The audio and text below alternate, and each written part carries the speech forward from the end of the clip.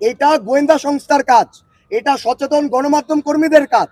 তারা অনুসন্ধানী প্রতিবেদন তৈরি করার মাধ্যমে তারা খোঁজ নিক যে কার মদদে কিভাবে এখানে বসা হচ্ছে। এবং আজকে তারই ধারাবাহিকতায় ঢাকা কলেজের শিক্ষার্থীরা মিলে, সাধারণ শিক্ষার্থীরা মিলে এবং এখানে বিভিন্ন ছাত্র সংগঠনের নেতাকর্মীরাও ছিলেন, আমরা সবাই মিলে উচ্ছেদ অভিযান পরিচালনা করেছি।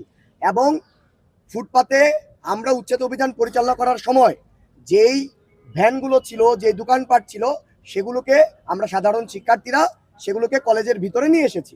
এবং আপনাদের সাথে, গণমাধ্যম কর্মীদের সাথে সংবাদ সম্মেলন শেষ করার পরে আমরা আমাদের অধ্যক্ষ মহোদয়ের সাথে কথা বলবো এবং যাদের মালামাল জব্দ করা হয়েছে তারা আর কখনো এই ঢাকা কলেজের ফুটপাতে দখল করে ব্যবসা করবে না, এই মর্মে মুচলিকা দিয়ে তারা তাদের জব্দকৃত মালামাল ফেরত নিয়ে যায়।